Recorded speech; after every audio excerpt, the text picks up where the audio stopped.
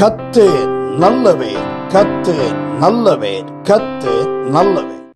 Praise the Lord. ஆண்டவராகிய இயேசு கிறிஸ்துவின் நாமத்தினாலே மீண்டுமாக உங்களை வாழ்த்தி வரவேற்கிறேன். இந்த நாளிலும் நாம் வேத பகுதியை வாசித்தோம். 1 பேதுருவின் புத்தகம் 5ஆம் அதிகாரம், அதிலிருந்து ஒரு வசனத்தை கொண்டு கர்த்தர் நம்மோடு கூட பேசுவாராக. 1 பேதுரு 5ஆம் அதிகாரம் 8ஆம் வசனம் நம்ம எல்லாருக்கும் தெரிந்த வசனம். அதை நான் வாசிக்கிறேன். தெளிந்த புத்தி உள்ளவர்களாய் இருங்கள், விழித்திருங்கள். ஏனெனில் உங்கள் எதிராளியாகிய பிசாசானவன் கெர்ச்சிக்கிற சிங்கம் போல் எவனை விழுங்கலாமோ என்று வகை தேடி சுற்றி திரிகிறான். மீண்டுமாக வாசிக்கிறேன். 1 பேதுரு 5:8. தெளிந்த புத்தி உள்ளவர்களாயிருங்கள், விழித்திருங்கள். ஏனெனில் உங்கள் எதிராளியாகிய பிசாசானவன் கெர்ச்சிக்கிற சிங்கம் போல எவனை விழுங்கலாமோ என்று வகை தேடி சுற்றி திரிகிறான். இந்த நிருபத்தை எழுதின பேதுரு இந்த நிருபத்தை யாருக்கு எழுதுகிறார் என்று சொல்லி நாம் இந்த 1 பேதுரு 1ஆம் அதிகாரம் முதல் 2 வசனங்களை நாம் வாசிக்கும் பொழுது, இயேசு கிறிஸ்துவின் அப்போஸ்தலனாகிய பேதுரு பொந்து, கலாத்தியா, கப்பதோக்கியா, ஆசியா, பித்தினியா தேசங்களிலே சிதறி இருக்கிறவர்களில் பிதாவாகிய தேவனுடைய முன்னறிவின்படியே ஆவியானவரின் பரிசுத்தமாக்குதலினாலே கீழ்ப்படிதலுக்கும் இயேசு கிறிஸ்துவனுடைய இரத்தம் தெளிக்கப்படுதலுக்கும் தெரிந்து கொள்ளப்பட்ட பரதேசிகளுக்கு எழுதுகிறதாவது. இந்த நிருபத்தை யாருக்கு இந்த பேதுரு எழுதுகிறார்? புற ஜாதிகளுக்கா? இல்லை. தேவனை அறியாதவர்களுக்கா? இல்லை. தேவனை அறிந்தும் அவரை விட்டு விலகினவர்களுக்கா? இல்லை. இந்த பேதுரு மற்ற அப்போஸ்தலர்களும் பல தேசங்களுக்கு கடந்து சென்று, அந்த முதல் நூற்றாண்டிலே பல தேசங்களுக்கு கடந்து சென்று கர்த்தருடைய வார்த்தையை பிரசங்கித்து வந்தார். சுவிசேஷத்தை ஆண்டவர் அறிவிக்க சொன்னார். நீங்கள் எருசலேமிலே மட்டுமல்ல, யூதேயா முழுவதிலும், சமாரியாவிலும், பூமியின் கடைசி பரியந்தமும் எனக்கு சாட்சிகளாய் இருப்பீர்கள் என்று சொல்லி அப்போஸ்தலர் 1:8 ஆண்டவராகிய இயேசு கிறிஸ்து கடைசியாய் சொல்லிவிட்டு போன அந்த வார்த்தையை அவர்கள் மனதிலே வைத்து, துவக்கத்திலே அவர்கள் எருசலேமிலே தான் இருந்தார்கள். அதன் பின்பு யூதேயா முழுவதும் பரவி சென்றார்கள். அதன் பின்பு சபைக்கு ஒரு உபத்திரவ காலம் வரும்போது சிதறடிக்கப்பட்டார்கள். அப்படி சிதறடிக்கப்பட்டு தேவ ஜனங்கள் பொந்து, கலாத்தியா, கப்பதோக்கியா, ஆசியா, பித்தினியா தேசங்களில் சிதறி இருக்கிறவர்களில் என்று அவர் எழுதுகிறார். அப்படி பல தேசங்களுக்கு அவர்களும் சிதறி போனார்கள். ஊழியக்காரர்களாகிய அப்போஸ்தலர்களும் சிதறி போய் ஆண்டவருடைய வார்த்தையை பிரசங்கித்தவர்களாய் காணப்பட்டார்கள். ஆகையால் பிரசங்கித்த பின்பு ஒரு நிருபத்தையும் எழுதி இந்த பேதுரு அனுப்பும் போதுதான் அந்த சிதறி இருக்கிறவர்களுக்கு எழுதுகிறார். அப்படி நாமும் கூட இந்த ஆப் மூலமாய் ஒன்று சேர்ந்திருக்கிறோம். ஆனால் நாம் பல இடங்களிலே எப்படி இருக்கிறோம்? சிதறி இருக்கிறவர்களாக காணப்படுகிறோம். அது மட்டுமல்லாமல் சிதறி இருக்கிற தேவ பிள்ளைகள் எப்படிப்பட்டவர்களுக்கு இந்த நிருபம் எழுதப்பட்டது, இந்த 5 அதிகாரங்கள் கொண்ட இந்த நிருபம் எழுதப்பட்டது என்று சொன்னால், பிதாவாகிய தேவனுடைய முன் அறிவின்படியே ஆவியானவரின் பரிசுத்தமாக்குதலினாலே கீழ்ப்படிதலுக்கும், கீழ்ப்படிந்த பிதாவாகிய தேவனுடைய முன் அறிவின்படி, முன் அறிந்ததினாலேதான் நம்ம எல்லாம் ஆண்டவர் தெரிந்து கொண்டார். அன்றைக்கு முதல் நூற்றாண்டிலே சிதறி இருந்த மக்களுக்கு எழுதி இருந்தாலும் இந்த நிருபம் இந்த 21 நூற்றாண்டுகள் கழிந்தும் நம்முடைய கரங்களிலே ஏன் கொடுக்கப்பட்டிருக்கிறது என்று சொன்னார். நாமும் தேவனுடைய முன் அறிவின்படியே அவருடைய வார்த்தைக்கு கீழ்ப்படுகிறவர்களாய் ஆண்டவர் நம்மை அழைத்திருக்கிறார் என்று நாம் அறிந்திருக்கிறோம். அடுத்தது ஆவியானவரின் பரிசுத்தமாகுதலினாலே இயேசு கிறிஸ்துவினுடைய ரத்தம் தெளிக்கப்படுதலுக்கும் தெரிந்து கொள்ளப்பட்ட பரதேசிகள். நாம் பரதேசிகள். இந்த பூமியிலே நமக்கு ஒரு கூடாரம் போட்டு இன்னொரு இடத்துக்கு போறவங்களதான் அப்படி பரதேசிகள்னு சொல்லுவாங்க. நமக்கு ஒருவேளை ஆண்டவர் சொந்த வீடுகளை கொடுத்திருக்கலாம், அல்லது நல்ல லீஸ்ல வீடுகள், வாடகை வீடுகள், எல்லாம் நிரந்தரமான வீடுகள் எல்லாம் கொடுத்திருக்கலாம். ஆனால் இந்த பூமியிலே அது நிரந்தரம் என்று நாம் நினைத்து கொண்டிருக்கிறோம். ஆனால் அது நிரந்தரம் அல்ல என்று தேவ பிள்ளைகளாகி நம்ம எல்லாருக்கும் தெரியும். இப்ப நாம இந்த பூமியில எப்படிப்பட்டவர்களாய்த்தான் இருக்கிறோம்? பரதேசிகள். அதான் எழுதுறாரு, பரதேசிகளுக்கு நான் எழுதுகிறேன். அவர்கள் எப்படிப்பட்ட பரதேசிகள்? தேவனுடைய முன்னறிவின்படியும் ஆவியானவரின் பரிசுத்தமாகுதலினாலே கீழ்ப்படிதலுக்கும் இயேசு கிறிஸ்துவனுடைய ரத்தம் தெளிக்கப்படுதலுக்கும் தெரிந்து கொள்ளப்பட்டவர்கள். நாம் எல்லாரும் அந்த கீழ்ப்படிதலுக்கு பரிசுத்த ஆவியினாலே நிரப்பப்பட்டு தேவனுடைய ஆண்டவராக இயேசு கிறிஸ்துவின் ரத்தத்தினாலே தெளிக்கப்பட்டு கழுவப்பட்டு தெரிந்து கொள்ளப்பட்டு சந்ததியாய் நாம் இருக்கிறபடினாலே நமக்கும் கூட இந்த நிருபத்தை அப்போஸ்தலனாகிய பேதுரு எழுதி கொடுத்திருக்கிறார். ஆகையால் இந்த 5ஆம் அதிகாரத்திலே அநேக காரியங்களை பகுதி பகுதியாய் நாம் பிரிக்க முடியும். இந்த அதிகாரத்தை மூப்பர்களுக்கு எழுதுகிறார், ஒவ்வொருவருக்கா இளைஞருக்கு எழுதுகிறார். இப்படியா எழுதி கொண்டு வரும்போது அடுத்து எழுதுகிற ஒரு கட்டத்திலே எழுதும் போது தேவனால் தெரிந்து கொள்ளப்பட்ட தேவ ஜனங்களுக்கு எழுதுகிற ஒரு காரியம். எப்படி நாம் இருக்க வேண்டுமாம்? தெளிந்த புத்தி உள்ளவர்களாய் நாம் இருக்க வேண்டும். மட்டுமல்லாமல் நாம் விழித்திருக்க வேண்டியவர்களாய் நாம் இருக்கிறோம். தெளிந்த புத்தியும் விழிப்பும் தேவ பிள்ளைகளுக்கு இந்த கடைசி நாட்களிலும் அது அவசியமாய் இருக்கிறது என்பதை பேதுரு நமக்கு இந்த இடத்துல சொல்லிக் கொடுக்கிறதை நாம் பார்க்கிறோம். இந்த அப்போஸ்தலன் பேதுருவை குறித்து நாம் யோசித்த உடனே அவன் ஒரு முந்திரி கொட்டை, எல்லாத்துக்கும் முந்தி நிற்பான் என்று நாம் நினைப்போம். அடுத்து பேதுருவை குறித்து நமக்கு தெரிந்த ஒரு விஷயம், அவர் ஆண்டவரோடு கூட அந்த இன்னர் சர்க்கிள், அந்த 3 பேர், பேதுரு, யாக்கோபு, யோவான், இவங்க 3 பேரும் கூடவே இருந்தாங்க. இன்னர் சர்க்கிள்ல வைத்திருந்தார் ஆண்டவர். கெத்செமனே தோட்டத்திலே அந்த யவீருவின் வீட்டுக்கு அந்த பிள்ளையை எழுப்பும் போது, இப்படி முக்கியமான இடங்களில் அந்த மறுரூப மலையிலே இவர்கள் 3 தான் கொண்டு போனார். அப்போ மிகவும் நெருங்கிய ஒரு தொடர்பு இயேசுவானவரோடு கூட இருந்த ஒரு பேதுரு. அவருக்கு ஆண்டவர் தான் அந்த பேதுரு என்ற பெயரை கொடுத்தார். யோனாவின் குமாரனாகி சீமோன், அவர் சீமோன் தான் அவருடைய பெயர்.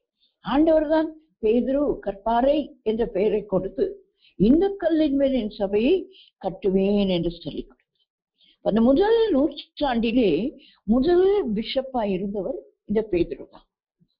ஒருவேளை அது ரோமன் கத்தோலிக்க திருச்சபையார் அதை உரிமை பாராட்டி கொண்டு ரோமன் போப்பு தான், ரோம கத்தோலிக்க போப்பு தான் பேதுரு என்று சொல்லி சரித்திரம் சொல்லிக் கொண்டிருக்கலாம். ஆனால் வேதத்தின்படி அவர் முதல் போப்பு தான், முதல் அப்போஸ்தலன். ஆனால் ஒருவேளை அது ரோமன் ஆட்சி, ரோமருடைய ஆட்சி இருந்ததினாலே, ரோமன் கத்தோலிக்க திருச்சபை அந்த நாட்களிலே உருவானதினாலே அவர்கள் பேதுருவை தங்களுக்கு முன்பாக இருந்த ஒரு போப்பாக அவர்கள் வைத்து அதன் பின்பு வருகிறவர்களை எல்லாம் போப்பாண்டவர் போப்பாண்டவர் என்று சொல்லிக் கொண்டிருந்தார். இது ஒரு சரித்திரம், பெரிய ஒரு சரித்திரம் இருக்கிறது. இது காலையிலே என் மகனோடு கூட சில காரியங்களை பேசிக் கொண்டிருக்கும் போது அவரும் என்னை கேட்டுக்கொண்டிருந்தா, உங்களுக்கு தெரியுமா அப்படின்னு சொல்லி கேட்டுக்கொண்டிருந்தா, எனக்கு தெரியும் இந்த காரியங்கள். கொஞ்சம் சரித்திரமும் நாம் படிக்க வேண்டும், அதையும் நாம் அறிந்து கொள்ள வேண்டும் என்ற ஒரு வாஞ்சை நிமித்தமாக இதையும் நான் உங்களுக்கு சொல்ல வாஞ்சிக்கிறேன். அது அல்ல செய்தி, அது ஒரு சிறு காரியம், நாம் பொதுவாய் தெரிந்து கொள்ள வேண்டிய ஒரு காரியம். பேதுரு இதை எழுதுகிறார் என்று சொன்னால், அவர் ஒரு மூத்த ஒரு அப்போஸ்தலன். அவர் மறுதலித்தார், அவர் விழுந்து போனார் என்று மட்டுமல்ல, பரிசுத்த ஆவியை பெற்ற பின்பு அவருடைய ஜீவியம் எப்படி இருந்தது? எழும்பி நின்று அந்த அப்போஸ்தலர் நடபடிகளின் புத்தகம் 2ஆம் அதிகாரத்திலே நாம் வாசிக்கும் போது, நீங்கள் சிலுவையில் அறைந்த இயேசுவை நாங்கள் பிரசங்கிக்கிறோம். அவர் உயிரோடு எழுந்தார், அதற்கு நாங்கள் எல்லாரும் சாட்சிகள் என்று தைரியமா. கோழையா இருந்தவர் தான், ஆனால் பரிசுத்த ஆவியினாலே பலப்பட்ட போது அவர் பிரசங்கிக்கிறதை பார்க்கிறோம். அப்படிதான் நாமும் ஒருவேளை ஒரு கோழையாக, பேச தெரியாதவர்களாக, சரியாய் எதுவும் செய்ய தெரியாதவர்களாய் நாம் இருக்கலாம். அதை குறித்து நாம் கவலைப்பட வேண்டாம். ஆண்டவர் ஞானிகளை வெட்கப்படுத்த பைத்தியமானவைகளை தான் தெரிந்து கொண்டார் என்று குறைந்திருக்க அப்போஸ்தலனாகிய பவுல் எழுதுகிறார். ஞானிகளை தெரிந்து கொண்டார், பைத்தியங்களை தள்ளிவிட்டார் என்று வேதம் சொல்லவில்லை. பலமுள்ளவர்களை, நல்ல பராக்கிரமசாலிகளை கர்த்தர் தமக்காக தெரிந்து கொண்டு இந்த பலவீனங்கள் எல்லாம் வேண்டாம் என்று ஒதுக்கிவிடல. பலவீனரை தான் தெரிந்து கொண்டு பலவான்களை வெட்கப்படுத்தினார். ஏனால் நாம் பல காரியங்களிலே பலவீனராய் இருக்கலாம், புத்தியினராய். சிலர் நம்மை திட்டலாம், புத்தி இருக்கிறதா என்று சொல்லி அப்படி கூட நாம் திட்டு வாங்கலாம். ஆனால் நாம் கவலைப்பட வேண்டாம். நாம் ஆண்டவரிடத்துல கேட்டு பரிசுத்த ஆவியின் அபிஷேகத்திலே நிரம்பி இருப்போமானால் நாம் தெளிந்த புத்தி உள்ளவர்களாயும் விழித்திருக்கிறவர்களாயும் நாம் இருப்போம். ஆண்டவராகிய இயேசு கிறிஸ்து தம்முடைய வருகை குறித்த அடையாளங்களை சொல்லும் போது விழித்திருக்கதான் சொன்னார். விழித்திருக்கிறது என்று சொன்னால் கண் விழிப்போடு கூட மட்டும் அல்ல, நம்முடைய இருதயமும் ஆத்மாவும் எப்பொழுது இயேசு வருவார் என்று விழித்திருக்க வேண்டும். தெசலோனிக்கேயருக்கு அப்போஸ்தலனாகிய பவுல் எழுதும் போது பிரதான தூதனின் எக்கால சத்தம் ஒலிக்குமோ, ஆரவாரம் உண்டாகுமோ நடுவானத்திலே. அது யாருக்கு கேட்குங்க? நடுவானத்திலே நடக்க போகிறது. எல்லா ஜனங்களுக்கும் கேட்காது. விழித்திருந்து அந்த சத்தத்தை அறிந்த தேவ ஜனங்களுக்கு மட்டும்தான் கேட்க போகுது. அது ஆண்டவராகிய இயேசு கிறிஸ்துவின் ரகசிய வருகை. எல்லாருக்கும் கேட்க போகிறது இல்லை. அவர் நடுவானத்தில் வருவார். இன்றைக்கு ஒருவேளை சில காரியங்களை வானத்திலே படம் போட்டு எல்லாம் காண்பித்துக் கொண்டிருக்கிறார்கள். அதையெல்லாம் நாம் நம்ப வேண்டாம். இயேசு வருவது போல இப்படி ஒரு படம் தோன்றும், இப்படி ஒரு தேவ தூதர்களின் கூட்டம் வரும். இல்லை இல்லை இல்லை, வேதத்தை நாம் வாசிப்போம். வேதம் என்ன சொல்கிறதோ அதை மட்டும் விசுவாசிப்போம். தேவ தூதர்களோடு தான் வருவார். பிரதான தூதன் இக்காலம் ஊதுவார். அந்த சத்தம் நடுவானில் கேட்கும். அது தேவனால் மீட்கப்பட்டவர்களுக்கு, ரத்தம் தெளிக்கப்பட்டு தெரிந்து கொள்ளப்பட்டவர்களுக்கு மட்டும்தான் அது கேட்கும். ஏனென்றால் அவர்கள் விழித்திருப்பார்கள். இன்றைக்கு செய்தியின் தலைப்பு ஏன் என்ன தெளிந்த புத்தியுள்ளவர்களாய் இருங்கள், விழித்திருங்கள் என்று சொல்லிவிட்டு அதற்கு ஒரு அடிஷனல் வேர்டாக ஏன் நான் தெளிந்த புத்தி உள்ளவனாய் இருக்க வேண்டும், ஏன் நான் விழித்திருக்க வேண்டும் என்கிறதற்கு காரணத்தை ஆண்டவர் அதன் பின்பு சொல்லுகிறார். ஆகையால் இந்த ஏனெனில் என்கிற ஒரு வார்த்தை கொண்டு ஒரு சில காரியங்களை ஆண்டவர் நமக்கு கற்பித்துக் கொடுக்க போகிறார். முதலாவதாக நாம் தெளிந்த புத்தி உள்ளவர்களாயும் விழித்திருக்கவும் வேண்டும். அது ஏனெனில் நமக்கு எதிராளி ஒருத்தன் இருக்கிறான். அதை நாம் அறிந்திருக்க வேண்டும். எதிராளியாகிய பிசாசானவன். எதிராளி என்று சொன்ன உடனே சிலருக்கு வீட்டாரே சத்ரு, அதனால என் கணவர் எனக்கு எதிராளி, என் மனைவி எனக்கு எதிராளி, என் பிள்ளை எனக்கு எதிராளி என்று நாம் நினைத்து விடக்கூடாது. அவர்களுக்குள்ளே புகுந்து பிசாசு வேலை செய்வானே ஒழிய அவர்கள் அல்ல எதிராளி. நமக்கு அவர்கள் அல்ல. இங்கே தெளிவாய் வசனம் சொல்லுகிறது. அதற்குதான் நாம் தெளிந்த புத்தியோடு வேத வசனத்தை புரிந்து கொள்ள வேண்டும். தெளிவாய் ஆண்டவர் சொல்லுகிறார். ஏன் நாம் விழித்திருக்க வேண்டும், தெளிந்த புத்தி உள்ளவர்களாய் இருக்க வேண்டும்? எதிராளியாகிய பிசாசானவன். பிசாசுதான் ஒரு தேவ பிள்ளைக்கு எதிராளி, வேற யாரும் இல்லை. அதானா அவன் வேறு வேறு ரூபங்களிலே வரலாம். யார் ரூபத்துல அவன் வரலாம். முதலாவது அவனுடைய ரூபம் என்ன? சர்ப்பத்தின் உள்ளே வந்தான். அன்றைக்கு வேற ஒரு மனுஷன் இல்லை, ஆதாம் இருந்தான். ஆதாமும் ஏவாளும் ஒன்றாய் இருந்தார்கள். அவர்கள் மகிமையால் நிரம்பியிருந்தார்கள். ஆகையால் இந்த பலவீன பாண்டத்தை வஞ்சிக்கிறதுக்காக பிசாசு எந்த ரூபத்தில் வந்தான்? சர்ப்பத்தின்.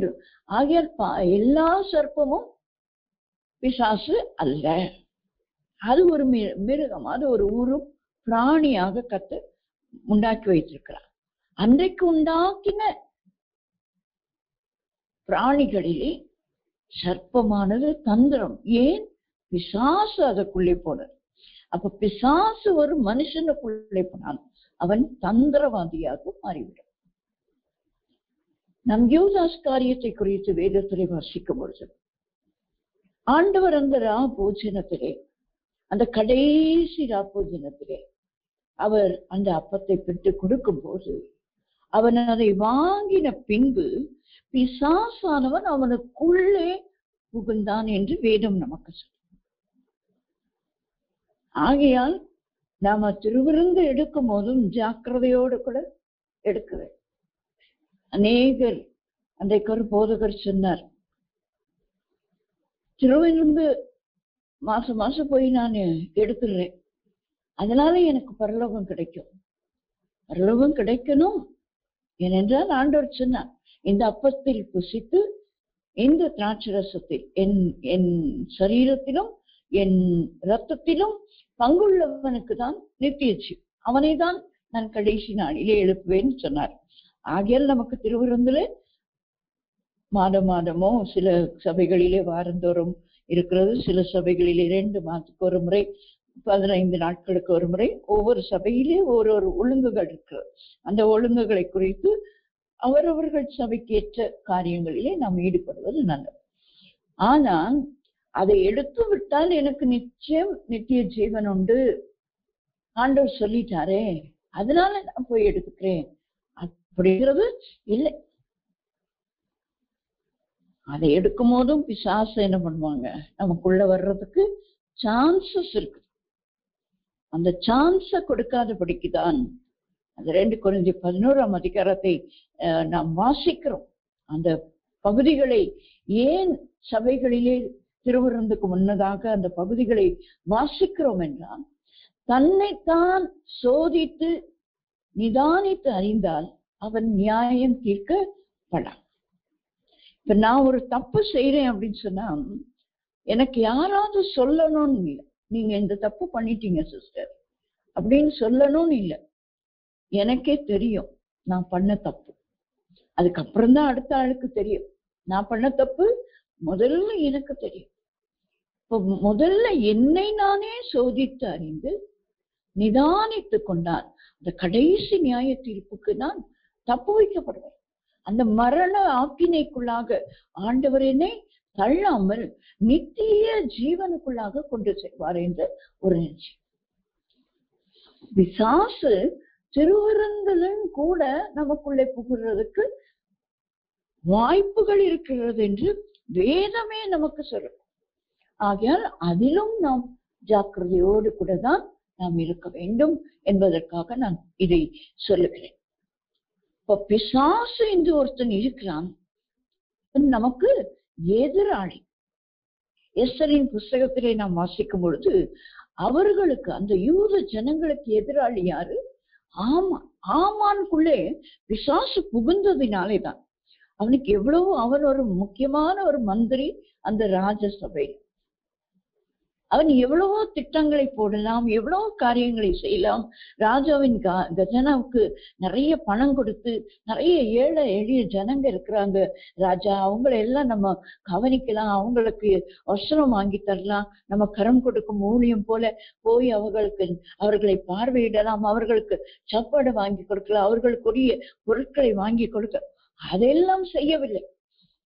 பிசாசு அவனுக்குள்ளே நுழைந்ததினாலே ஒரு ஜனம் பெருத்திருக்கிறதே, ஒரு ஜனம் ஆசீர்வாதமாக இருக்கிறதே, ஒரு ஜனம் அவர்களுடைய பழக்க வழக்கங்கள் எல்லாம் வித்தியாசமா இருக்கிறதே, அவர்கள் ஒரு ஓய்வு நாள் என்று ஒன்று கொண்டாடுகிறார்கள், ஒருவேளையும் செய்கிறதில்லை, ஆனால் அவர்கள் ஒரு ஆராதனை பண்ணி கொண்டிருக்கிறார், எல்லாம் வித்தியாசமாய் இருக்கிறதே இவர்கள் ஜீவியம், இவங்க பழக்க வழக்கம் என்று சொல்லி அவர்களை கொண்டு போடுவதற்காக ராஜாவின் கஜானாவுக்கு அன்றைக்கே லஞ்சம் கொடுக்கிறதுக்கு தீர்மானித்தவன் இந்த ஆமான். அவனுக்குள்ளே பிசாசு புகுந்ததினாலேதான் அந்த காரியத்தை அவன் செய்யலாம். ஆகையால் நாம் இந்த பூமியிலே நாம் வாழுகிற ஜீவனுள்ள நாட்கள் எல்லாம் நாம் தெளிந்த புத்தி உள்ளவர்களாயும் விழித்திருக்க வேண்டும். ஏனெனில் நமக்கு எதிராளி ஒருத்தன் இருக்கிறான், அவன் பிசாசு. அவன் எப்படி இருக்கிறான்? அவனுடைய குணாதிசயத்தை ஆண்டவர் இங்கே விளக்கி சொல்லுகிறான். கர்ஜிக்கிற சிங்கம் போல் எவனை விழுங்கலாமோ என்று வகை தேடி சுற்றி திரிந்து கொண்டிருக்கிறான். ஆகியால் நாம் ஜாக்கிரதையோடு கூட இருக்க வேண்டும். அன்றைக்கு சுற்றி திரிந்ததினால் தான் தீட்டுப்பட்டாள். அவளை கற்பு கலைய செய்தான் அந்த செய்யும். அங்கே பெரிய கொலைகள் நடந்தது, ரத்தம் சிந்துதல் நடைபெற்றது. ஒரு ஸ்திரீ சுற்றி திரிந்ததினாலே தேவையில்லாமல் சுற்றி திரிகிற காரியங்கள் தேவ பிள்ளைகளின் வாழ்க்கையிலே இருக்கக்கூடாது. அது யாருடைய வேலை? அது பிசாசினுடைய வேலை. அவன் கெர்ச்சிக்கிற சிங்கம் அல்ல, கெர்ச்சிக்கிற சிங்கம் போல. ஏனென்றால் நமது சிங்கமாகிய யூத ராஜ சிங்கம் தான் அவர் சிங்கம். அவரை போல இமிட்டேட் பண்ணுகிறவன் தான் பிசாசானவன். ஆதியிலிருந்து தேவன் உங்களுக்கு சொன்னதுண்டோ? தேவன் புசிக்க வேண்டாம் என்று சொன்னதுண்டோ? எல்லா கனிகளையும் புசிக்க வேண்டாம் என்று சொன்னதுண்டோ என்று ஆதியிலே மனுஷியை வஞ்சித்தவன் பிசாசானவன். அவன் சிங்கம் போல, தேவனை போல, நீங்கள் தேவனை போல மாறிவிடுவீர்கள் என்று சொன்னவன். அவன் தேவனை போல தன்னை காண்பித்துக் கொண்டு கடைசியிலே வரப்போகிறவனும் அந்த கிறிஸ்து. அது பிசாசு, கள்ள தீர்க்கதரிசி, அந்த கிறிஸ்து. இந்த திருத்துவம் நிறைந்த ஒரு காரியம்தான் கடைசியிலே வரும். பிசாசு தனக்குரிய அதிகாரத்தை எல்லாம், இப்பொழுது இந்த உலகத்தின் அதிகாரத்தை எல்லாம் பிசாசின் கையிலே தான் இருக்கிறது. ஆகியதான் இயேசுவானவரே சொன்னார், இது எல்லா மகிமையும் எல்லாம் என் கையிலே கொடுக்கப்பட்டிருக்கிறது, என்னை தாழ விழுந்து பணிந்து கொள். தேவாதி தேவனும் ராஜாதி ராஜனுமாகிய தேவகுமாரனையே பிசாசானவன் வஞ்சிக்கிறதுக்கு சொன்னான், எல்லாம் என் கையிலே கொடுக்கப்படும். வார்த்தையாகி இயேசுவினாலேதான் இந்த உலகமும் அதன் மகிமையும் அதனுள்ள எல்லாம் உண்டாக்கப்பட்டது என்று அவனுக்கு தெரியும். தெரிந்திருந்தும் இவர் தேவகுமாரன் என் காலில் விழுந்துட்டான், நான் இதையெல்லாம் கொடுப்பேன் என்று ஆண்டவரையே சோதித்தவன். ஆகியால் தான் எபிரேயருக்கு 2:18 நாம் வாசிக்கும் போது, அவர் தாமே சோதிக்கப்பட்டு பாடுபட்டபடினாலே சோதிக்கப்படுகிற நமக்கு உதவி செய்ய வல்லவராயிருக்க. ஆகியால் இந்த பிசாசு சிங்கம் போல என்ன செய்கிறானாம்?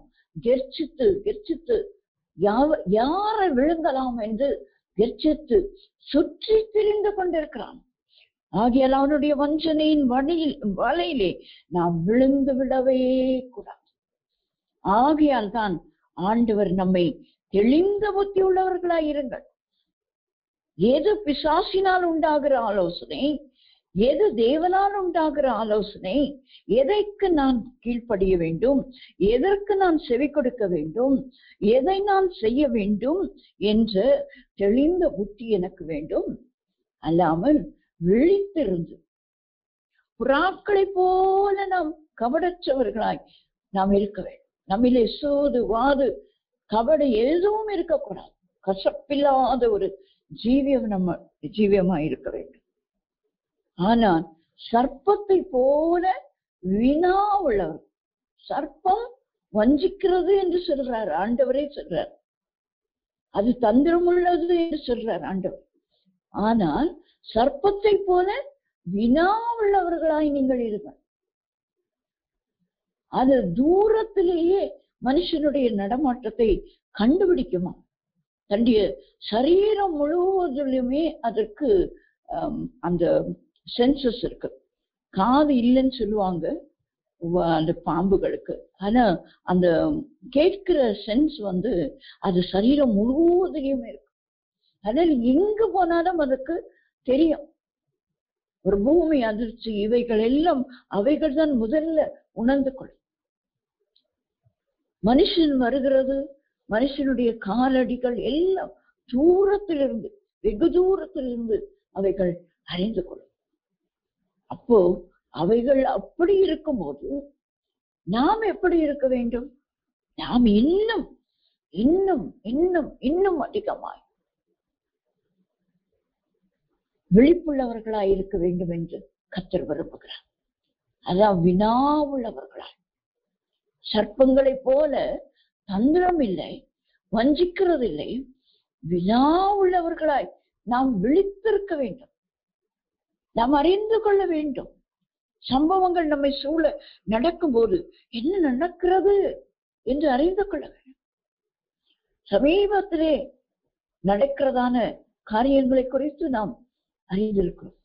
நம்முடைய இந்திய தேசத்திலே நடைபெற்ற, காஷ்மீரிலே நடைபெற்ற காரியங்கள், அதை தொடர்ந்து யுத்தங்களுக்கான பயிற்சிகள், ஒத்திகைகள், காரியங்கள், இவைகள் எதை நமக்கு பாடம் புகுத்துகிறது?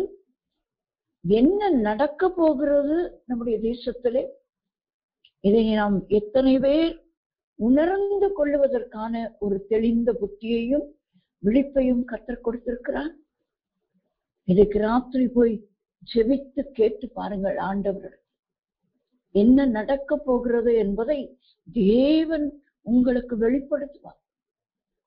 பயங்கர சம்பவங்கள் நம்முடைய இந்த தேசத்திலே நடக்கும். ஒரு பக்கம் இயற்கை தன்னுடைய காரியங்களை காண்பித்துக் கொண்டு இருக்கிறது, காண்பிக்க போகிறது. ஒரு பக்கம் யுத்தங்களின் காரியங்களும் நடைபெற போகிறது.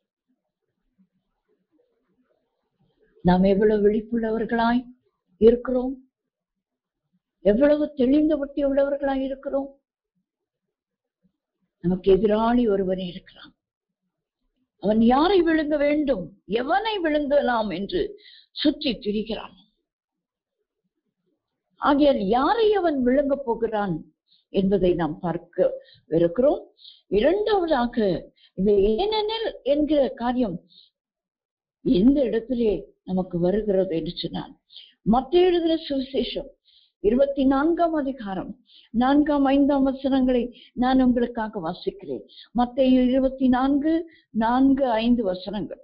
இயேசு அவர்களுக்கு பிரதியுத்தரமாக, ஒருவனும் உங்களை வஞ்சியாதபடிக்கு எச்சரிக்கையாயிருங்கள். ஏனெனில் அநேகர் வந்து என் நாமத்தை தரித்து கொண்டு நானே கிறிஸ்து என்று சொல்லி அநேகரை வஞ்சிப்பார்கள். 23ஆம் 24ஆம் வசனம். அப்பொழுது இதோ கிறிஸ்து இங்கே இருக்கிறார், அதோ அங்கே இருக்கிறார் என்று எவனாகிலும் சொன்னால் நம்பாதேயுங்கள். ஏனெனில் கள்ள கிறிஸ்துக்களும் கள்ள தீர்க்கதரிசிகளும் எழும்பி கூடுமானால் தெரிந்து கொள்ளப்பட்டவர்களையும் வஞ்சிக்கத்தக்கதாக பெரிய அடையாளங்களையும் அற்புதங்களையும் செய்வார்கள். இதோ முன்னதாக உங்களுக்கு அறிவித்திருக்கிறேன். எவ்வளவு முன்னதாக அறிவித்தாருங்க ஆண்டவர்? முதல் நூற்றாண்டிலே. இப்ப 21 நூற்றாண்டுகள் முடிந்து 22வது நூற்றாண்டுக்குள்ளே நாம் இருக்கிறோம். கடைசி நூற்றாண்டு தான் ஏறக்குறைய. ஆண்டவருடைய வருகையின் சமீபத்திற்குள்ளே வந்துட்டோம், வாசல் அருகே வந்து விட்டார். அவர் அன்றைக்கு சொன்ன அடையாளம், ஒருவனும் உங்களை வஞ்சிக்காதபடி. பிசாசானவன் எவனை என்று சுற்றி திரிந்து கொண்டிருக்கிறான். தெரிந்து கொள்ளப்பட்டவர்கள். அவருடைய வலையில விழப்போகிறது யாருங்க? புற ஜாதி அல்ல. கடமைக்கென்று சபைக்கு போறவர் அல்ல. ஏதோ நான் ரட்சிக்கப்பட்டேன் சபையில அங்கத்தினர் என்பவரை அல்ல. இவங்களை எல்லாம் பிசாசான விட்டுடுவான். ஏன்னா அவனுக்குரியவர்கள். தினந்தோறும் ஏதோ பைபிளை வாசிப்பேன், ஜெபம் பண்ணுவேன், அவ்வளவுதான். இல்ல, அவங்கள அல்ல. தெரிந்து கொள்ளப்பட்டவர்கள், பாட அனுபவிக்க ஒப்பு கொடுக்கப்பட்டவர்கள், அழைக்கப்பட்டவர்கள். அழைத்தும் அதிலே கொஞ்சம் பேரை தெரிந்து கொண்ட போல தெரிந்து கொள்ளப்பட்டவர்கள். பேதுரு முதல் அந்த நிருபத்தின் முதல் அதிகாரத்துல எழுதினாரே, ரத்தம் தெளிக்கப்படுதலுக்கும் கீழ்ப்படிதலுக்கும் தெரிந்து கொள்ளப்பட்டவர்கள், அவர்கள் தான் வஞ்சிக்கப்படுவார்கள். இந்த கடைசி காலத்தில் முதல் நூற்றாண்டிலே ரோம பேரரசிலே அவர்களுக்கு கொடுமையான தண்டனைகள் கொடுக்கப்பட்டு, யோவானை தவிர மற்ற 11 மன்னிக்க வேண்டும் 10 சீஷர்களும், ஒருவன் அவன் தன்னையே மாற்றிக் கொண்டான், யூதாஸ். ஆனால் மற்றவர்கள் அனைவரும் இரத்த சாட்சிகளாய் தான் மரித்தார். கொடூரமான மரணங்கள் ஒவ்வொருவருக்கும். அவர்களுடைய சரித்திரங்களை சாட்சிகளின் அப்போஸ்தலர்களின் இரத்த சாட்சிகள் என்ற புஸ்தகம், இப்படிப்பட்ட புஸ்தகங்களை வாங்கி வாசித்து பாருங்கள். அதிலே அந்த அப்போஸ்தலர்கள் மரித்த விதங்களை பார்க்கும்போது கொடூரம் கொடூரம். ஆனால் தங்களை ஒப்பு கொடுத்தார்கள். அதுபோலதான் இந்த கடைசி நூற்றாண்டிலும் தேவ பிள்ளைகளுக்கு, விசேஷமாய் தெரிந்து கொள்ளப்பட்டவர்களுக்கு துன்பங்களும் துயரங்களும் பாடுகளும் உபத்திரவங்களும் கொலைகளும் எல்லாம் நடைபெறும். அதற்கு எத்தனை பேர் நாம் ஆயத்தமா இருக்கிறோம்? என்ன சிஸ்டர் பிரசங்கம் பண்ணுங்கன்னா இப்படி என்ன பயமுறுத்துறதுக்கா இன்றைக்கு வந்தீர்கள் என்று கேட்க வேண்டாம். இதுதான் நடைபெற போகிறது, நாம் பார்க்க போகிறோம். உங்களை ஆயத்தப்படுத்துகிறேன். நானும் ஆயத்தமா இருக்கிறேன். நான் உங்களை ஆயத்தப்படும். நீ ஆயத்தப்படு, உன்னுடனே உள்ள எல்லா கூட்டத்தையும் ஆயத்தப்படுத்து என்று ஆண்டவர் எனக்கு சொன்னதினாலே நான் ஆயத்தமா இருக்கிறேன். இன்றைக்கும் இரத்த சாட்சியாகவும் மறிக்க ஆயத்தமா இருக்கிறேன். கர்த்தருக்காய் இயற்கை மரணம் ஆண்டவர் கொடுத்தாலும் அதற்கும் ஆயத்தமா இருக்கிறேன். அவருடைய வருகைக்கும் ஆயத்தமா இருக்கிறேன். ஆகையால் உங்களை ஆயத்தப்படுத்துவதற்கும் நான் இந்த வார்த்தையை ஆண்டவர் அடிமையின் மூலமாய் கொடுத்து கொண்டிருக்கிறேன். ஏனெனில் கூடுமானால் தெரிந்து கொள்ளப்பட்டவர்களையும் இந்த கள்ள கிறிஸ்துக்களும் கள்ள தீர்க்கதரிசிகளும் வஞ்சிக்க போகிறார்கள். இந்த வஞ்சனையின் வலையிலே நாம் ஒருவரும் விழுந்து விடக்கூடாது என்பதற்கு கர்த்தர் இந்த கடைசி நாட்களில் நீங்கள் எச்சரிக்கையா இருங்கள் என்று சொன்னார். உங்களை ஒருவனும் வஞ்சிக்காதபடிக்கு எச்சரிக்கையாயிருங்க. அந்த 24ஆம் அதிகாரம் முதல் 3 வசனத்திலே அப்போஸ்தலர்கள் சீஷர்கள் ஆண்டவரிடத்திலே வந்து, கடைசி நாட்களின் அடையாளம் என்ன, உடைய வருகைக்கான அடையாளம் என்ன ஆண்டவரே என்று கேட்கிறதான கேள்விக்கு ஆண்டவர் கொடுத்து பதில் பாருங்க. அடையாளத்தை சொல்வதற்கு முதல் அடையாளமே என்னங்க? வஞ்சிக்கப்படாதபடிக்கு எச்சரிக்கையாய். ஏனெனில் கள்ள கிறிஸ்துக்கள் கள்ளக்கதர்சிகள் எழும்பி அற்புத அடையாளங்களை செய்வார்கள். அப்போஸ்தலர்களால் நடைபெற்ற அற்புத அடையாளங்களின் நிமித்தம் கர்த்தருடைய வார்த்தை உறுதிப்பட்டது என்று நாம் அப்போஸ்தலர் நடவடிக்கைகளின் புத்தகத்திலே அப்போஸ்தலர்களுடைய ஜீவியத்திலே நாம் பார்த்தோம். அவர்களுடைய ஊழியத்திலே நாம் பார்த்தோம். அது முதல் நூற்றாண்டிலே. ஆனால் இந்த கடைசி நூற்றாண்டிலே யார் மூலமாய் அதிக அற்புத அடையாளங்கள் நடக்கும் தெரியுங்களா? கள்ள கிறிஸ்துக்களும் கள்ள தீர்க்கதரிசி. அப்ப நாம எவ்வளவு தெளிந்த புத்தி உள்ளவர்களாயும் விழிப்புள்ளவர்களாயும் நாம் இருக்க வேணும். யோசித்து பாருங்க. என்னிடத்துல எங்க வீட்டுக்கு வந்து ஒரு தீர்க்கதரிசனம் சொல்லுகிற ஒரு தீர்க்கதரிசி, இவர் கள்ள தீர்க்கதரிசியா உண்மையான தீர்க்கதரிசியா என்பதை நான் புரிந்து கொள்ளுகிறதுக்கு எனக்கு ஆண்டவர் ஒரு வரம் கொடுக்கணும். அது ஆவிகளை பகுத்தறிகிற ஒரு வரம் நான் பெற்றுக்கொள்ள வேண்டும். நான் வாங்கி பெற்றுக்கொள்ளணும். இந்த கடைசி காலத்தில் அவங்க ஒரு அற்புதம் செய்தாங்க, அடையாளம் செய்தாங்க, ஒருத்தர் உயிரோடு கூட எழுப்பிட்டாங்க. அதனால அவங்க நல்ல தீர்க்கதரிசி, அதனால அவங்க நல்ல ஒரு கிறிஸ்துவர் என்று சொல்லிவிட முடியாது. ஜாக்கிரதையோடு கூட எச்சரிக்கை. ஆண்டவர் நமக்கு எச்சரிக்கையா இருங்க. இதுதான் முதல் அடையாளம். அதுக்கு பிற்பாடுதான் யுத்தங்களின் செய்திகள், ஜனத்துக்கு விரோதமாய் ஜனம், ராஜ்யத்துக்கு விரோதமாய் ராஜ்யம், பஞ்சம், கொள்ளை நோய், பூமி அதிர்ச்சிகள் எல்லாம் நடைபெற்றுக் கொண்டிருக்கிறது. ஆனா தேவ பிள்ளைகளை ஆண்டவர் இந்த நாட்களிலே தெளிந்த புத்தியும் விழிப்புள்ளவர்களுமாய் இருக்க சொல்லியிருக்கிறார். ஏனெனில் நமக்கு எதிராளியான பிசாசு எவனை விழுங்கலாம் என்று சுற்றி திரிகிறான். அது எவனை விழுங்க போகிறான்? தெரிந்து கொள்ளப்பட்டவர். கூடுமானால், அப்படியானால் என்ன அர்த்தங்க? கூடாது. தெரிந்து கொள்ளப்பட்டவர்கள் வஞ்சிக்கப்படுகிறது கூடாத ஒரு காரியம். ஏனென்றால் அவர்கள் தேவனால் அழைக்கப்பட்டவர்களிலேயே தெரிந்து கொள்ளப்பட்டவர்கள். 70 சீஷர்களை கர்த்தர் அழைத்தார். ஆனால் 12 பேரை அப்போஸ்தலர்களாய் அனுப்பினார். அவர்கள் தெரிந்து கொள்ளப்பட்ட, அவர்களை தெரிந்தெடுத்து தம்மோடு கூட வைத்துக் கொண்டார். தம்மோடு இருக்கவும் என்று வேதம் சொல்லுது. இப்ப நாம் யாரோடு கூட அதிக நேரம் செலவழிக்கணும் இந்த நாட்களிலே? தேவனோடு கூட. ஏன்னா யூதா எழுதும் போது சொல்லுகிறார், 7ஆம் தலைமுறையான ஏனோக்கு உரைத்திருக்கிறாராம். என்ன? ஆண்டவராகிய இயேசு கிறிஸ்துவின் வருகையை குறித்து அவருடைய ஜீவியம் நமக்கு உரைத்திருக்கிறார். என்ன? தேவனோடு அவன் சஞ்சரித்ததுனாலே அவன் எடுத்துக்கொள்ளப்பட்டான். இப்ப யார் ஆண்டவருடைய வருகையில காணப்பட முடியும் தெரியுங்களா? ஒழுங்கா சபைக்கு போகிறேன், ஒழுங்கா திருவிழுந்து எடுக்கிறேன், ஒழுங்கா எல்லா இரவு ஜெபத்தையும் அட்டென்ட் பண்றேன், எல்லா ஜெபங்களிலும் கலந்து கொள்கிறேன். No no no no. நான் எவ்வளவு நேரம் தேவனோடு செலவழிக்கிறேன்? தேவனோடு அதிக நேரம் செலவழிக்கிறேன். 1 மணி நேரம் போதாதுங்க. 1 மணி நேரமாவது என்னோடு கூட விழித்திருக்க கூடாதா என்று பேதுருவின் இடத்துல கேட்டார்.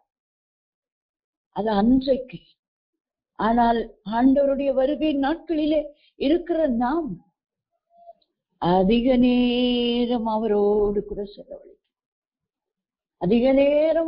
கூட செலவழிக்கும் போது தேவனோடு, ஆங்கிலத்திலே ஈனோக் வாக்ட் வித் காட் என்று பார்க்கிறோம். நடந்தானாம் தினந்தோறும். அநேகர் நம் இன்றைக்கு என்னங்க, நடைப்பயிற்சி செய்கிறார். காலையிலே நடைப்பயிற்சி, மாலையிலே நடைப்பயிற்சி. எதுக்குங்க? நான் ஹெல்த்தியா இருக்கணும், என் கால்கள் ஸ்ட்ராங்கா இருக்கணும், நான் ஹெல்த்தியா இருக்கணும், என் பாடியில நல்லா அந்த ரத்த ஓட்டெல்லாம் நல்லா ஓடணும், நல்லா வேலை செய்யணும், நல்லா இருக்கணும். எவ்வளவு காலங்க? இப்ப சிலருடைய காலங்கள் 35, 40, 45 வயது, 42 வயது. இதுக்கா இவ்வளவு காலம் நடக்கிறது இல்ல. Let us walk with God. ஆண்டவரோடு கூட நடப்போம், அனுதினமும் நடப்போம். நீங்க நடைப்பயிற்சி செய்வது தவறல்ல, செய்து கொண்டே தேவனோடு நடங்க. மாடியில நடக்கிறீங்களா, தெருவில் நடக்கிறீங்களா? ஒரு நாள் எடுத்துக்கொள்ளப்படுவோம். தெருவில் நடந்து கொண்டிருக்கும் போதே இயேசுவானவர் வருவார் என்று சொன்னார். அங்கிருந்தே அப்படியே நம்ம எடுத்துக்கொள்வார். ஏன்னா நம்முடைய நடைப்பயிற்சியில இயேசுவோடு பேசிக்கணும். ஒரு 4 பேரை கூட்டிக்கிட்டு பேசிக்கிட்டே கச்சன்னு போக வேண்டாம். தனியா போவோம் நடைப்பயிற்சிக்கு. தனிமையிலே தேவனோடு அதிக நேரத்தை செலவிடுவோம். மக்களோடு இருக்க வேண்டும், பிள்ளைகளோடு இருக்க வேண்டும், கணவரோடு, மனைவியோடு, எல்லாரோடு, எல்லா உறவுகளும் வேணும். ஆனா தேவனோடும் அதிக நேரத்தை செலவழிக்கிறவர்களாய் நாம் இருக்க வேண்டும். நம்முடைய எப்படிப்பட்டதா இருக்கிறது? கடைசி நாட்களிலே வந்திருக்கிற நமக்கு ஆண்டவர் எச்சரிக்கையாயிருக்க. ஏனெனில் தெரிந்து கொள்ளப்பட்டவர்களையும் கூட வஞ்சிக்கத்தக்கதாக கள்ள கிறிஸ்துக்கள், கள்ள தீர்க்கதரிசிகள் எழும்பி அடையாளங்கள், அற்புதங்களை செய்வாங்க. உங்களுக்கு என்ன அடையாளம் வேணும்? சுகம் வேணுமா? சுகம் கொடுப்பான். இன்னைக்கு ஓடி சிலர் தீர்க்கதரிசிகள் இடத்துல போய்கொண்டிருக்கிறார். போகவே கூடாது. நமக்கு தெரியாது யார் கள்ள தீர்க்கதரிசி, யார் நல்ல தீர்க்கதரிசி. கடைசி காலம், எச்சரிக்கையாயிருப்போம். அடுத்த தீர்க்கதரிசியின் புஸ்தகம் 2ஆம் அதிகாரம் 3ஆம் வசனத்தை நாம் வாசிக்கும் பொழுது, ஏசாயா 2ஆம் அதிகாரம் 3ஆம் வசனத்தை உங்களுக்காக நான் வாசிக்கிறேன். திராஜ் ஜனங்கள் புறப்பட்டு வந்து, நாம் கர்த்தரின் பர்வதத்துக்கும் யாக்கோபின் தேவனுடைய ஆலயத்துக்கும் போவோம் வாருங்கள். அவர் தமது வழிகளை நமக்கு போதிப்பார், நாம் அவர் பாதைகளில் நடப்போம் என்பார்கள். ஏனெனில் சியோனிலிருந்து வேதமும் எருசலேமிலிருந்து கர்த்தரின் வசனமும் வெளிப்படும். நாம் விழித்திருக்க வேண்டும், தெளிந்த புத்திய உள்ளவர்களாய் இருக்க வேண்டும். ஏனெனில் பிசாசானவன் நமக்கு எதிராளியாய் சுற்றி தெரிந்து கொண்டிருக்கிறான். அவனுடைய வலையிலே விழுந்து விடக்கூடாது. இரண்டாவது நாம் பார்த்தோம், வஞ்சிக்கிறவர்கள் கரங்களிலே நாம் விழுந்து விடக்கூடாது. மூன்றாவதாக நாம் எங்கே ஓடி வர வேண்டுமாம்? தேவ சமூகத்துக்கும்.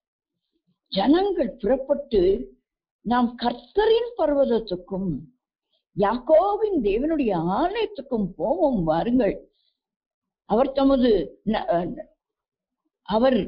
தமது வழிகளை நமக்கு போதிப்பார், நாம் அவர் பாதையில் நடப்போம் என்பார்கள். நாம் வஞ்சிக்கப்படாமல் காத்து கொள்ளப்படுவதற்கு நாம் தேவ சமூகத்திற்கு ஓடி போக வேண்டும். இங்கே அன்றைக்கு கொடுக்கப்பட்ட தேவஸ்தலம், ஆலயம், யாக்கோவின் கர்த்தரின் பர்வதம் என்றெல்லாம் அழைக்கப்படுகிறது. நமக்கு இப்பொழுது ஆலயம் இருக்கலாம், ஆலயத்துக்கு செல்ல வேண்டும், உபவாச ஜெபங்களிலே கலந்து கொள்ள வேண்டும், எல்லாம் செய்ய வேண்டும். ஆனால் அதிக நேரம் தனிமையிலே தேவனோடு கூட செலவழிக்கிறது தான் அது தேவ பர்வதம். மோசே தேவ பர்வதத்திலே எல்லாரையும் கூட்டிக்கிட்டு வேலை போலங்க. ஏன் ஆண்டவர் எல்லாரையும் கூட்டிட்டு வான்னு சொல்லல? ஜனங்கள் எல்லாம் அந்த மலை அடிவாரத்துக்கு கிட்ட கூட வரக்கூடாது, தனியா போங்க எல்லாம். நான் மோசையோடு பேசுறேன். எவ்வளவு நியாயப்பிரமாணம், எவ்வளவு காரியங்கள், ரகசியங்கள், பரலோகத்தில் இருக்கிற அந்த ஆசரிப்பு கூடாரத்தின் அந்த பிளான், அதெல்லாம் அவருக்கு காண்பித்து கொடுத்து எவ்வளவு காரியங்கள். நான் முகமுகமாய் பேசினேன் என்று ஆண்டவரே மோசையை குறித்து சாட்சி சொல்லுகிறார். ஆண்டவரே மோசையை அடக்கம் பண்ணினார். ஒரு மனுஷனையும் வேதத்திலே ஆண்டவர் அடக்கம் பண்ணினதாக நாம் வாசிக்கிறது இல்லை. அடக்கம் பண்ணினவங்களை உயிரோடு கூட எழுப்பி இருக்கிறார். ஆனா அடக்கம் பண்ண மோசையை தான் அடக்கம் பண்ணினார். எவ்வளவு பெரிய ஒரு பாக்கியம்! ஏனென்றால் அதிக நேரம் தேவனோடு தேவ பர்வதத்திலே செலவழித்த ஒரு தேவ மனுஷன்.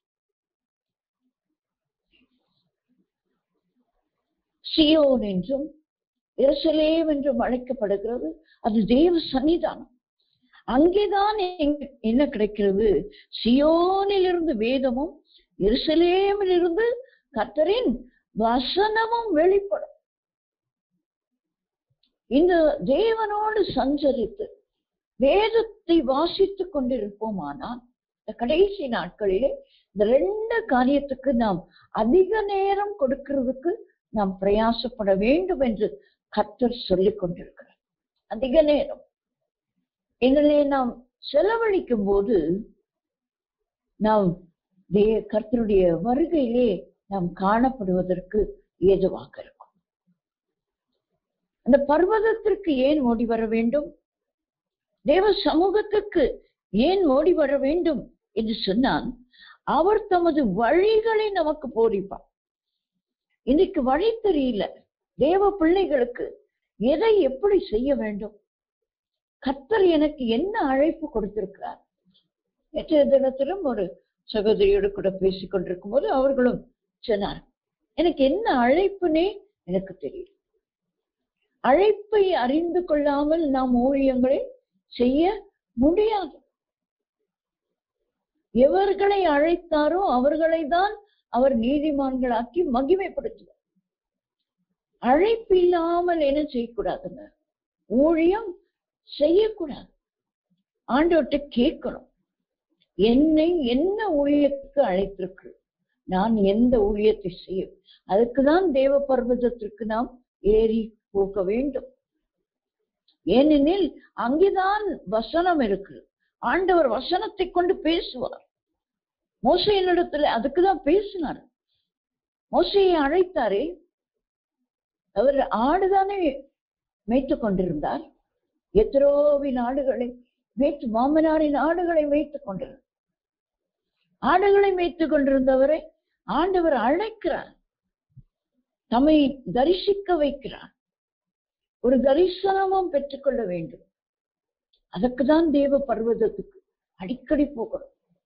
மனுஷரோடு அதிக நேரம் செலவழித்து அதிக நேரம் பேசிக்கொண்டு அந்த ஊழியக்காரன் இந்த ஊழியக்காரன் அது இப்பொழுது இருக்கிற யூடியூப் அப்பப்பா எல்லாம் பார்க்க முடிகிறது. இந்த யூடியூப் தேவையில்லை, கொஞ்சம் பார்க்கணும், தவறு இல்லை. நானும் பார்க்கிறேன், இல்லைன்னு சொல்லவே மாட்டேன். ஆனால் என்னுடைய சாப்பிடுற கொஞ்ச நேரத்துல அப்படி ஒரு சில நேரங்கள் மட்டும்தான் அதுக்கு ஒதுக்கி வைக்க முடியும். அதுக்குள்ள போயிட்டு ஒன்னொன்னா எல்லாத்தையும் பார்த்து பார்த்து பார்த்து கிடையாது. ஒரு நாளைக்குரிய ஒரு சின்ன ஒரு 10-15 நிமிடம் நியூஸ் கேட்டுக்கொள்ளுங்க, என்னதான் நடக்குது இந்த உலகத்துல அப்படின்னு சொல்லி அதை தெரிந்து கொண்டு அதுக்காக ஒரு சின்ன ஒரு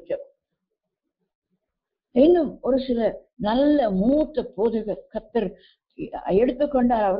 அவர்களுடைய செய்திகள் ஒரு சிலதான், எல்லா மணி நேரங்களாகவும் கேட்க மாட்டேன், தவறல்ல, கேட்கலாம்.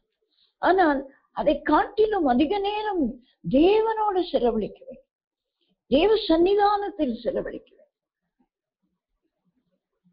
அவர் தமது வழிகளை நமக்கு போதிக்க வேண்டும். நாம் நடக்க வேண்டிய பாதை இன்னைக்கு தெரியல, எந்த பாதையில நாம் போகணும், இந்த வேலையை எடுக்கணுமா அந்த வேலையை எடுக்கணும், இந்த வேலையை விடணுமா அந்த வேலையை எடுக்கணும், இந்த ஊழியத்தை செய்யணுமா அந்த ஊழியத்தை.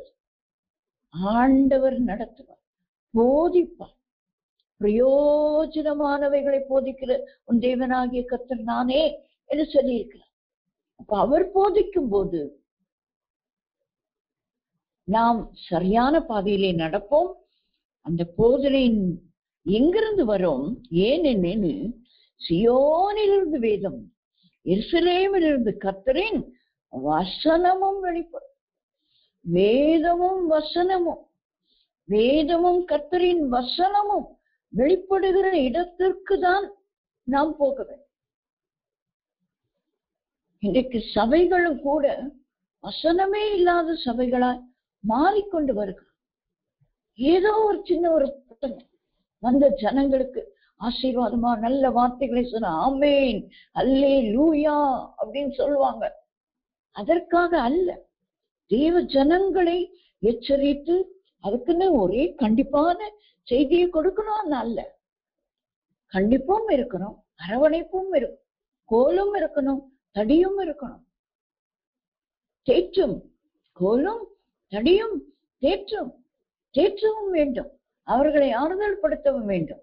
துக்கத்தோடும் வரத்தோடும் வந்திருப்பாங்க, அவங்களுக்கும் நல்ல வார்த்தைகளை கொடுக்கத்தான் வேண்டும். ஆனால் ஆராதனை பாடல் என்று சொல்லி அதற்கு அதிக நேரம் செலவழித்து தேவ வசனத்தை போதிக்கிறதும் ஆழமாய் அவர்களை கொண்டு செல்லுகிறதும் இன்றைக்கு குறைந்து இருக்கிறதை நாம் மாலை சபைகளிலே காணப்படும். நாம என்ன செய்யணுங்க? சபையை குற்றம் சொல்லிக்கொண்டு, போதகரை குற்றம் சொல்லிக்கொண்டு, எனக்கு சபைக்கு போக பிடிக்கல என்று அல்லாமல் சபை கூடுதலை விட்டு விடாமல் இருக்க போய்கொண்டு வந்து கொண்டிருந்தாலும் வேதத்தை நான் ஆழமாய் ருசிக்க 119 சங்கீதத்திலே சங்கீதக்காரர் கேட்டுக் கொள்ளுகிறாரே, என் கண்களை திறந்துள்ளும், இந்த வேதத்தை தியானிக்கிறதுக்கு என் கண்களை திறந்துள்ளும் என்று கேட்டு கேட்டு ஆவியானவர் எதற்கு இருக்கிறாருங்க? யோவான் தன்னுடைய சுவிசேஷத்தில் எழுதும் போது ஆண்டவராக இயேசு கிறிஸ்து சொல்லுகிறார், நான் அனுப்ப போகிற சத்திய ஆவியானவர் நான் உங்களுக்கு சொன்னவைகளை ஞாபகப்படுத்துவார், அதிலே நீங்கள் நடக்கும்படி உங்களை போதிப்பார். அப்ப யாரிடத்துல கேட்கணுங்க? பரிசுத்த ஆவியானவரிடத்துல நாம் கேட்கும் போது அவர் நமக்கு போதிப்பார். வேதத்தை நாம் வாசித்து கர்த்தரின் வசனத்தை வாசிக்கிறவர்களாய் நாம் எச்சரிப்புடையவர்களாய் நாம் இருக்க வேண்டும் என்று சொல்லி கர்த்தர் விரும்புகிறார். இன்னும் ஒரு காரியத்தை சொல்லி பின்பு கர்த்தர் நமக்கு கொடுக்கிற ஆசீர்வாதத்தை பெற்றுக்கொள்ள கர்த்தர் நமக்கு கிருபை செய்வாராக. ஏசாயா தீர்க்கதரிசன புத்தகம் 52 அதிகாரம் 15 நாம் வாசிக்கும் பொழுது, 4வது காரியம் ஏசாயா 52:15, அப்படியே அவர் அநேகம் ஜாதிகள் மேல் தெளிப்பார், அவர் நிமித்தம் ராஜாக்கள் தங்கள் வாயை மூடுவார்கள், ஏனெனில் தங்களுக்கு தெரிவிக்கப்படாதிருந்ததை அவர்கள் காண்பார்கள், கேள்விப்படாதிருந்ததை அவர்கள் அறிந்து கொள்வார்கள். ராஜாக்கள் வாயை மூடிக்குவாங்க, ஆனா தேவ பிள்ளைகள் இந்த வேதத்தின் மூலமாய், கர்த்தரின் வசனத்தின் மூலமாய் நாம் பலப்பட்டு இருக்கும் போது ஆண்டவர் நம்மை கொண்டு என்ன செய்வார்? தெரிவிக்கப்படாதிருந்ததை காண்பார்கள், கேள்விப்படாதிருந்ததை அறிந்து கொள்வார்.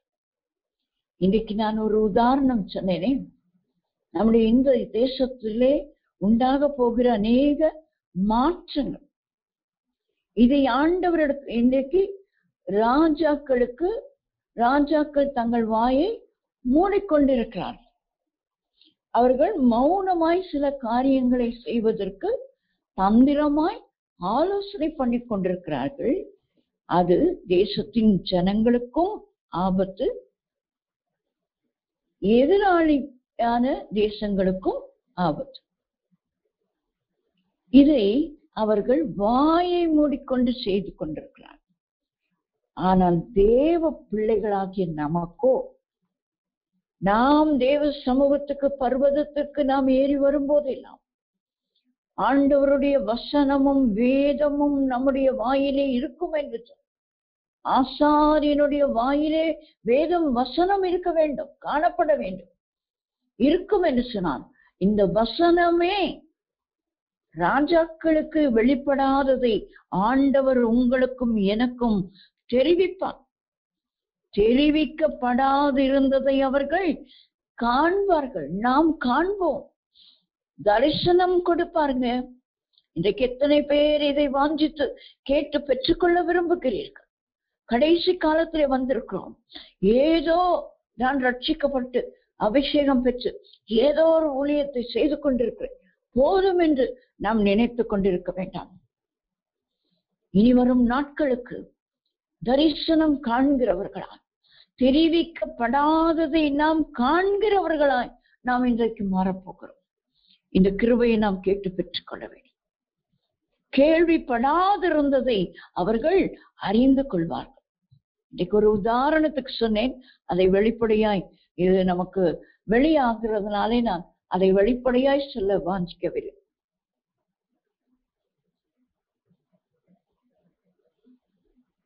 தெரிவிக்கப்படாததை காண்போம், தரிசனத்திலே காண்போம்.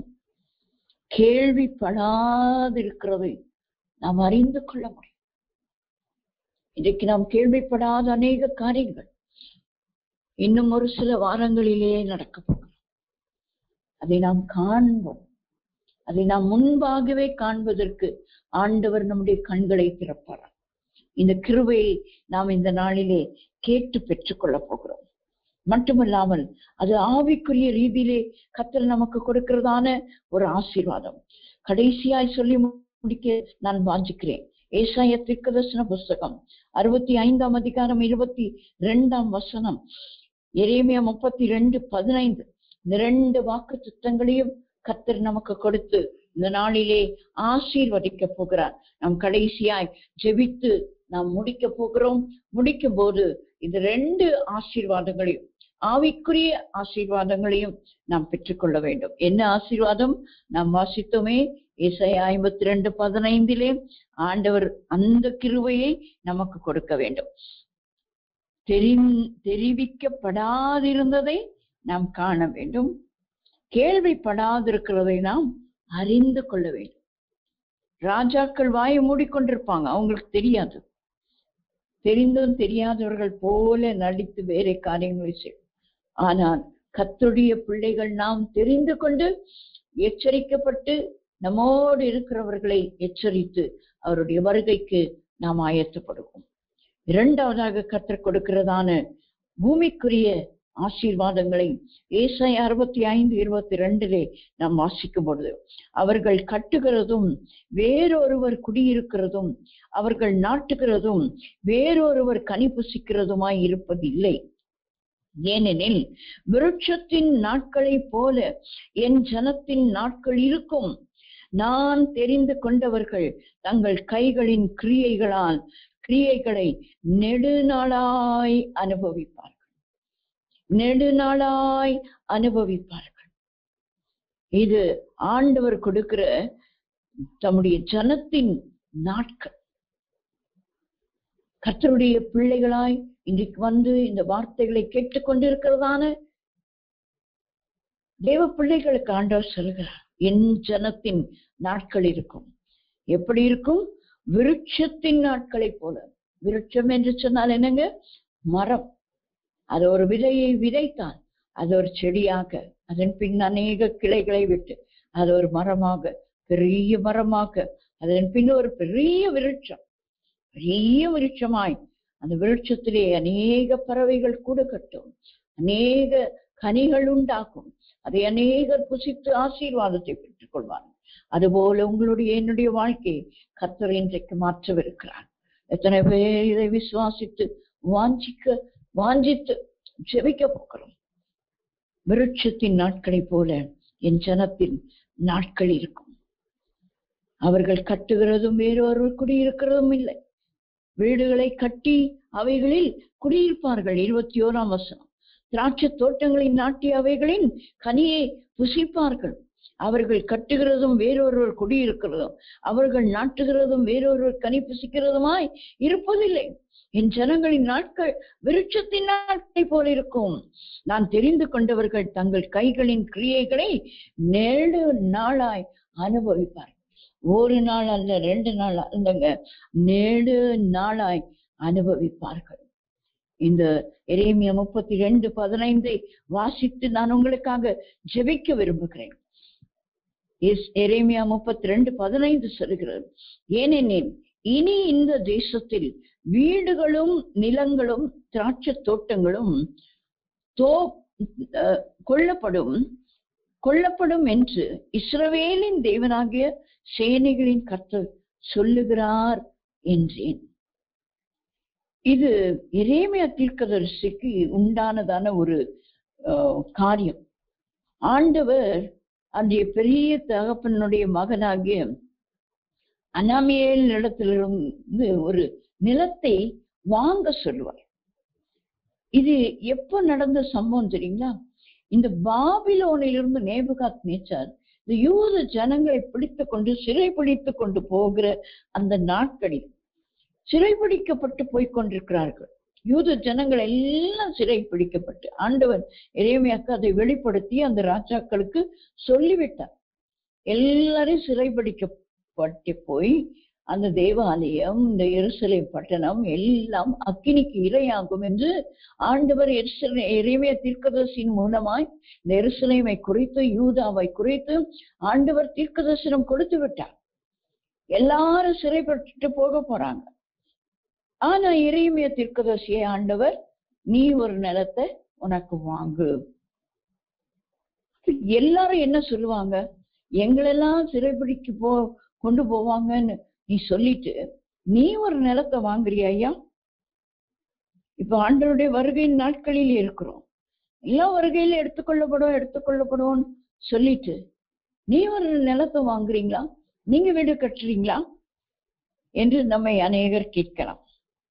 எரேமியாவுக்கும் அப்படிப்பட்டதான ஒரு சூழ்நிலையை தான் அந்த நிலத்தை அவர் வாங்கினார். ஆனால் ஆண்டவர் கொடுக்கிற வாக்குத்தத்தத்தை பாருங்களேன், நீ வாங்கு, ஏனெனில் இனி இந்த தேசத்திலே வீடுகளும் நிலங்களும் திராட்சை தோட்டங்களும் கொல்லப்படும்.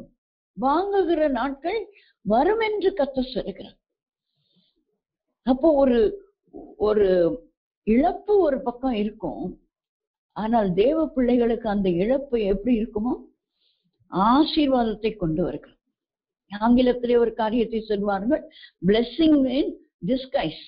மறைக்கப்பட்ட ஒரு ஆசீர்வாதம், மறைந்திருக்கிற ஒரு ஆசீர்வாதம். இதுதான். எல்லாரும் சிறைப்பட்டு போறாங்க. இந்த எதையுமேவும் ஒன்னும் விடுதலையா இல்லை. அவரையும் போட்டு ஒரு வீட்டுல அடைச்சு வச்சிருக்கிறாங்க. அவனுக்கு தினமும் ஒரு அப்பம் கொடுக்கறதுக்கு ஒழுங்கு பண்ணியிருக்காங்க. அவன் போய் அதை வாங்கி சாப்பிடலாம். அப்படி ஒரு நிலைமையிலே தான் அவருக்கு என்ன பத்திரம் எல்லாம் எழுதுறாருங்க. அந்த இடத்தை வாங்கி ஆண்டவர் ஏசாயா 65:22 சொன்னார் அல்லவா, வீடு கட்டிட்டு வேறொருவர் குடியிருக்கிறது, திராட்சை தோட்டங்களை நாட்டி வேறொருவர் படித்து சாப்பிடுகிறது இல்ல. தேவ பிள்ளைகளுக்கு தேவ ஆசீர்வாதத்தை, பூமிக்குரிய ஆசீர்வாதங்களையும் கொடுப்பார். அதை அவர்கள் கரத்தின் கிரியைகளை நெடுநாளாய் புசிப்பார். நெடுநாளாய் அதுக்கு ஒரு அடையாளமாய் ஆண்டவர் எரேமியா தீர்க்கதரிசியை வைத்திருக்கிறார். எல்லாவற்றுக்கும் நமக்கு கேள்வியும் ஆண்டவருடைய வசனம், அதிலே பதிலும் ஆண்டவருடைய வசனம். ஆண்டவரே அநேக இடங்களிலே கேள்வி கேட்பார், ஆண்டவரே அதுக்கு பதிலும் கொடுப்பார். அப்படிதான் நம்முடைய ஜீவியத்துல இன்றைக்கு ஒரு வேளை நாம் இன்றைக்கு வந்திருக்கிறவர்கள் பல காரியங்களின் நிமித்தமாய் வந்திருக்கலாம்.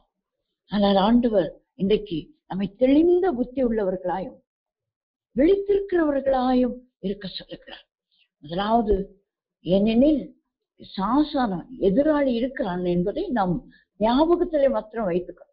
அவனை போற்றி பார்த்துக்கிட்டு அவனுடைய குணாதிசயம் என்ன, அவன் எப்படி இருப்பான், எது பிசாசு எது கேட்டாலும் கரண்ட் போயிடுச்சுன்னா பிசாசு வச்சுட்டான் கைய, இதை பண்ணிட்டான் அதை பண்ணிட்டான்னு எல்லாத்துக்கும் பிசாசு மேல பழிய போடக்கூடாது. அவன் எல்லா வகையிலும் உள்ளே வருவான். அவனுக்கு எல்லா அதிகாரமும் கொடுக்கப்பட்டிருக்கு, அதனால வருவான். இந்த 1000 வருட அசாட்சியில தான் அவனை சங்கிலியால் கட்ட போகிறார். ஆனால் இப்பொழுது அவனுக்கு விடுதலை நாட்கள். எவனை விழுங்கலாம் என்று சுற்றி திரிந்து கொண்டிருக்கான். நாம் வஞ்சிக்கப்படாதபடிக்கு எச்சரிக்கையாயிருக்கும். கள்ள தீர்க்கதரிசிகள், கள்ள கிறிஸ்துக்கள் யார் என்று கண்டுகொள்ளத்தக்கதாக ஆண்டவர் நமக்கு அந்த பகுத்தறிகிறதான ஆவிகளை பகுத்தறியும் வரம் என்ற ஒரு வரம் உண்டு. அதை நாம் பெற்றுக்கொள்ள வேண்டும்.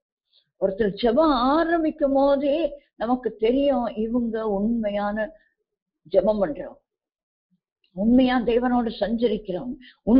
வேதத்தை வாசிக்கும் போது நமக்கு தெரியும், இவங்க ஒழுங்கா வேதம் வாசிக்கிறவங்க. வேதம் வாசிக்கிறத வைத்து கண்டுபிடிக்கலாம் இவங்க வேதத்தை எவ்வளவு நாட்கள் தொட்டு, எவ்வளவு நாட்கள் ஆனது அந்த வேதத்தை தொட்டு. வேதத்தை வாசிக்கும் ஒரு வசனமோ அல்லது ஒரு அதிகாரமோ வாசிக்கும் போது சொல்லிவிடலாம் வேதத்தை எவ்வளவு நேரம் செலவழிக்கிறார்கள்.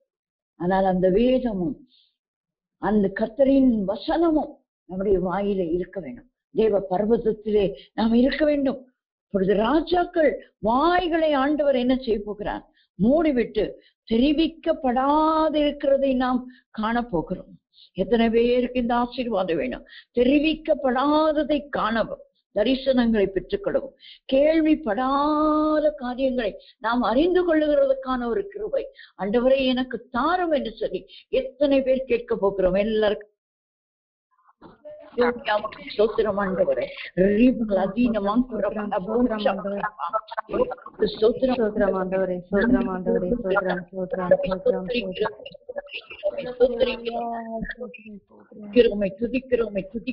துதிக்கிறோம் ஆண்டவரே. அப்பா, இந்த நாளிலே எங்களோடு கூட பேசி இருக்கிறேன். நாங்கள் தெளிந்த புத்தி உள்ளவர்களா எல்லாரும் கேட்போம். எனக்கு தெளிந்த புத்தியை தாரும் ஆண்டவரே. நான் விழிப்புள்ளவளாய் நான் இருக்க வேண்டும் ஆண்டவரே. எல்லாரும் கேட்போம் ஆண்டவரிடத்துல. ஆண்டவரே, எங்களுக்கு தெளிந்த புத்தியையும் ஆண்டவரே ஒரு விழிப்பையும் தாரும் ஆண்டவரே. இந்த கடைசி நாட்களிலே அற்புத அடையாளங்களை நோக்கி நாங்கள் ஓடக்கூடாது.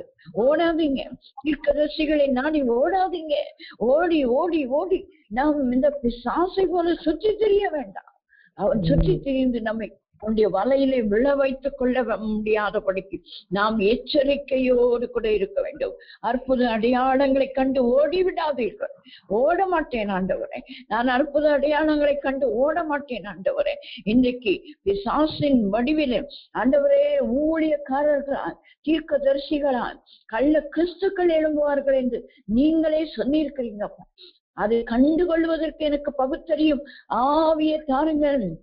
எல்லாரும் கேட்போம், பகுத்தறிகிற ஆவியை தாங்க ஆண்டவரே, அந்த வரத்தை தாங்க ஆண்டவரே. எனக்கு நான் பகுத்தறிய வேண்டும்.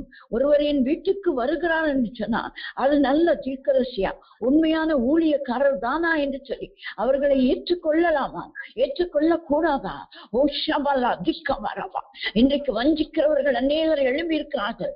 பைபிள் தூக்கிட்டு வர்றவங்களை எல்லாம் வீட்டுக்குள்ள ஏத்தாதீங்க. ஜிவா போட்டிருக்கிறாங்களே, வெள்ளையும் சல்லமா வெள்ளை புடவை கட்டிட்டு வந்திருக்கிறாங்களே, இவங்க தெய்வ ஊழியக்கார, மகிமையின் பிரகாசம் அவங்க மேல காணப்படுது நினைச்சிடாதீங்க. வஞ்சிக்கப்படாதபடிக்கு எச்சரிக்கையாயிட்டு கள்ள கிறிஸ்துக்கள், கள்ள தீர்க்கதரிசிகள் இந்த நாட்களில் எழும்பி இருக்கிறார்கள். ஜாக்கிரதையோடு கூட இருக்கிறார். யார் உண்மையான தீர்க்கதரிசி, யார் உண்மையான கிறிஸ்து என்று நாம் அறிந்து கொள்ள. அந்தி கிறிஸ்து அன்றைக்கே எழும்பி இருக்கிறார் என்று பேதுரு சொல்லியிருக்கிறார். அன்றைக்கு முதல் நூற்றாண்டிலே. அப்படியானால் இந்த நாட்களிலே அந்த கிறிஸ்துக்கள் இருக்க மாட்டார்களா? ஒருவன் அல்ல, அநேகர் எழும்புவார்கள், நம்மை வஞ்சிப்பார்கள். நம் ஜாக்கிரதையோடு கூட இருக்க வேண்டும். ஆண்டவரே, எனக்கு விழிப்புள்ள ஆவியை தாங்க, விழிப்புள்ளவளாய் ஆண்டவரே நான் இருக்க வேண்டும். தெளிந்த புத்தி எனக்கு இருக்க வேண்டும். யார் வந்தாலும் எல்லாரையும் தலையில கை வச்சு ஜெபிக்க நான் அனுமதிக்க கூடாது. அவர்கள் அசுத்த ஆவி பிடித்தவர்களாய் இருந்தால் அந்த ஆவி நமக்குள்ளே இறங்கும். ஜாக்கிரதையோடு கூட இருக்க வேண்டும். ஜாக்கிரதையோடு கூட இருக்க வேண்டும். யார் வந்தாலும் ஜெபித்துக் கொள்வது, யார் வந்தாலும் தீர்க்கதரிசனம் கேட்டுக்கொள்ளும். இல்லை பிரியமானவர்கள், சிதறி இருக்கிற நாம் அவருடைய இரத்தத்தினாலே, தெளிக்கப்பட்ட இரத்தத்தினாலே தெரிந்து கொள்ளப்பட்டவர்கள், பரிசுத்த ஆவினாலே நிரப்பப்பட்டவர் ஆகியால் நாம் அந்த வரத்தை பெற்றுக்கொண்டு பகுத்தறியத்தக்கதாக கர்த்தர் கிருபை செய்கிறார். கர்த்தரை ஸ்தோத்திரிப்போம். ஸ்தோத்திரம், ஸ்தோத்திரம், ஸ்தோத்திரம், ஸ்தோத்திரம், ஸ்தோத்திரம். ஆண்டவரே உமக்கு ஸ்தோத்திரம் அப்பா. அடுத்ததாக நமக்கு தெரிவிக்கப்படாததை ஆண்டவர் நாம் காணும்படியாக, தரிசனங்களை காணும்படியாக கர்த்தர் கிருபை செய்ய போகிறார். எத்தனை பேருக்கு இந்த கிருபை வேண்டும்? ஆண்டவரே எனக்கு வேண்டும் என்று சொல்லுகிறவங்க எல்லாரும் ஸ்தோத்திரம் பண்ணி கேளுங்க. ஆண்டவரே எனக்கு வேணும். தெரிவிக்கப்படாத நான் இன்றைக்கு சொன்ன ஒரு சின்ன உதாரணம், அநேக காரியங்கள் இனிமேல் நடக்க போகிறது. உலகத்துல நடக்க போகுது, சரித்திரத்துல நடக்க போகிறது, சரித்திரத்துல நடைபெறாததெல்லாம் நடக்க போகிறது. ஆனால் அதை கர்த்தர் நமக்கு முன்பதாக அறிவிக்க போகிறார். நாம் அறிந்து கொள்வோம். தெரிவிக்கப்படாததை நாம் தரிசனத்திலே காண்போம். கேள்விப்பட்டிராததை ஆண்டவர் நமக்கு சொல்லுவார். நாம் காண்போம், நாம் அதை அறிந்து கொள்வோம். ஆண்டவர் சொல்லி கொடுப்பார். அதை எத்தனை பேர் அந்த கிருபை வேண்டும்? எனக்கு என்னதுங்க அதுக்கெல்லாம், அதெல்லாம் ஒண்ணும் தேவையில்லை. சோறாக்கி சாப்பிட்டேன்னா நான் போதும்னு நினைக்காதீங்க. எச்சரிப்போடு கூட இருப்போம், எச்சரிப்போடு கூட இருப்போம். எனக்கு எதுக்கு இதெல்லாம்? என்ன நடந்தா எனக்கு என்ன? நான் பாடல யானும் என் குடும்பமும் இருக்கிறோம் என்று நாம் ஒருவரும் இருக்கக்கூடாது. தெளிக்கப்பட்ட இரத்தத்தினாலே மீட்கப்பட்டவர்கள் ஒரு சிலர் அப்படியாக நினைக்கிறதை ஆவியானவர் உணர்த்தி கொண்டிருக்கிறபடினாலே ஆவியானவர் அதை சொல்லுகிறார். எனக்கு எதுக்குங்க இனி நடக்க போகிறது? நான் தெரிஞ்சுக்கிட்டேன் என்ன நடக்க போகுது. நான் தரிசனம் பார்த்து நான் என்ன செய்ய போகிறேன்? நான் அறிந்து கொண்டு நான் என்ன போய் யுத்தமா நடத்த போறேன்? அல்ல யுத்தத்தை நிறுத்த போறேனா? யுத்தங்களை நடத்தவும் யுத்தங்களை நிறுத்தவும் அதிகாரம் உங்களுக்கு எனக்கு ஆண்டவர் கொடுத்திருக்கிறார். வானத்தை அடைக்கவும் வானத்திலிருந்து மழை பெய்ய வைக்கவும் நமக்கு அதிகாரம் கொடுக்கப்பட்டிருக்கு. ரெண்டும் செய்யறதுக்கு இருக்குதுங்க நமக்கு அதிகாரம். எத்தனை பேர் விசுவாசிக்கிறீங்க? இதை பெற்றுக்கொள்ள வாஞ்சிக்கிறவர்கள் கேட்டு பெற்றுக் கொள்ளுங்கள். உதாசீனமாய் விட்டு விடுவீர்களானால் துக்கப்படுவீர்கள் கடைசி நாட்களிலே. கர்த்தர் எச்சரிக்கிறார். சிவலா துக்கர வரவா. ஓ, ஆவியானவர் துக்கத்தோடு கூட சொல்லிக் கொண்டிருக்கான். ஆவியானவர் துக்கத்தோடு சொல்லிக் கொண்டிருக்கான். எனக்கு என்ன வந்தது என்று நாம் நினைத்து விடக்கூடாது. எச்சரிப்புடையவர்களாய், யுத்தத்தில் நிற்கிறவர்களாய் ஆண்டவர் நம்மை வைத்திருக்கிறபடினா, நான் ஆயத்தம் ஆண்டவரே என்று எத்தனை பேர் சொல்லுகிறோம்? ஆயத்தமாகுங்கள். கர்த்தர் உங்களுக்கு தரிசனங்களை கொடுப்பார். இன்றைக்கு இரவை கொடுப்பார். இன்றைக்கு இரவை அநேகர் தரிசனங்களை காண்பீர்கள். நடக்க போகிற காரியங்கள், நம்முடைய தேசத்திலே, இந்த உலகத்திலே நடக்க போகிற காரியங்களை ஆண்டவர் தரிசனத்திலே உங்களுக்கு காண்பிப்பார். அறிவிக்கப்படாத, தெரிவிக்கப்படாததை நீங்கள் காண்பீர்கள். கேள்விப்படாத காரியங்கள், ஓ இதெல்லாம் இதுவரைக்கும் நான் கேள்விப்பட்டது, ஆனா உங்களுக்கு அறிவிப்பார் ஆண்டவர். அறிந்து கொள்வீர். எத்தனை பேர் இந்த வாக்கியம் பெற்றுக் கொள்ள வேண்டும்? நன்றி ஆண்டவரே, நன்றி ஆவியானவரே, நீர் அநேகரை நிரப்பிக் கொண்டிருக்கிறபடினாலே உமக்கு ஸ்தோத்திரம். இந்த ஆவியினாலே தெரிவிக்கப்படாததை காண்கிற ஒரு தரிசன ஆவியை பெற்றுக் கொள்ளுகிற அநேக தேவ பிள்ளைகளை காண்கிறேன். நன்றி ஆவியானவரே, கடைசி காலத்துக்கு எங்களுக்கு தேவையப்பா. எங்களை அப்படியாய் நிரப்புங்க ஆண்டவரே. நாங்கள் தரிசனம் பார்க்கிறவர்களா எங்களை மாற்றவும், தெரிவிக்கப்படாததை காண்கிறவர்களா, கேள்விப்படாததை அறிந்து கொள்ளுகிறவர்களா எங்களை நீர் மாற்றும் ஆண்டவரே, மாற்றும் ஆண்டவரே. அப்படி அந்த கிருபையை பெற்றுக் கொண்டவர்களுக்கு தான் ஏசாயா 65:22 வீடுகளை கட்டி அதிலே குடியிருப்பார்கள். விருட்சத்தின் நாட்களை போல ஜனத்தின் நாட்கள் இருக்கும் என்று கர்த்தர் சொல்லுகிறார். விருட்சத்தின் நாட்களை போல என் ஜனத்தின் நாட்கள் இருக்கும். அவர்கள் கரத்தின் கிரியைகளை நெடுநாளாய் கர்த்தர் அப்படிப்பட்ட கிருபை உங்கள் ஒவ்வொருவருக்கும் தந்தருளுவாராக. நாம் செபிப்போம். அன்பினேஸ்வரி, இந்த நல்ல வேலைக்காய் நன்றியோடுமை துதிக்கிறோமே, ஸ்தோத்திரிக்கிறோம். இந்த ராத்திரி வேளையிலே எங்களோடு கூட பேசு, இந்த வருகைக்கு எங்களை ஆயத்தப்படுத்தி இருக்கிறீர். உமக்கு நன்றி ஆண்டவரே. நாங்கள் பல காரியங்கள் இந்த பூமியிலே அனுபவித்தும் பார்த்தும் கேட்டும் கொண்டு வருகிறோம். நீ சொன்ன அநேக அடையாளங்கள் இந்த நாட்களிலே நிறைவேறி கொண்டிருக்கிறதப்பா. உலகம் ஒருவேளை உடைய வருகைக்கு ஆயத்தமாய் இருக்காது, ஆனால் நாங்களும் உடைய வருகைக்கு ஆயத்தமாய் இருக்கு. எங்களுக்கு நீர் எச்சரிப்பின் வார்த்தையை இந்த நாளிலே கொடுத்ததற்காய் உமக்கு கோடி ஸ்தோத்திரம். இந்த நாளிலே வந்து இதிலே பங்கு வச்சு இந்த வார்த்தையை கேட்டு பலப்பட்ட ஒவ்வொருவருக்காய் உமக்கு ஸ்தோத்திரம். நாங்கள் தெளிந்த புத்தி உள்ளவர்களாய் விழித்திருக்க நம்முடைய வருகையிலே காணப்பட எங்கள் ஒவ்வொருவருக்கும் கர்த்தர் கிருபை செய்வீராக. தாழ்த்தி உடைய கரத்திலே ஒப்புக் கொடுக்கிறோம். மீட்பர் இயேசுவின் நாமத்தில் ஜெபிக்கிறோம் எங்கள் நல்ல பிதாவே. ஆமென், ஆமென்.